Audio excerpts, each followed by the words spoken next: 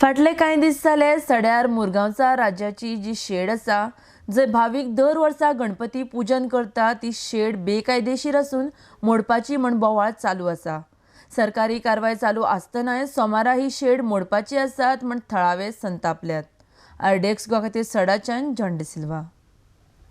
Deputy collector आम्ही delegation घेऊन गेलेले, त्याच्या उपरांत आम्ही चीफ ऑफिसराकडे आम्ही गेले। डेप्युटी कलेक्टरान आमकां सांगला की आपणाक बाबा हांगासर काय पळयना, आपणाक अशें एक इंटिमेशन येयला की इलिगलिटीज जाता। सो तेणी कितें केलें, फर्दर इन्क्वायरी खातीर सीओक बरयलें की हांगासर इनक्रेडिबल सोर्सीसा थ्रू ताका कळ्ळें की इलिगलिटीज जाता म्हणून, आनी चीफ ऑफिसरान ती इन्क्वायरी कंडक्ट करची।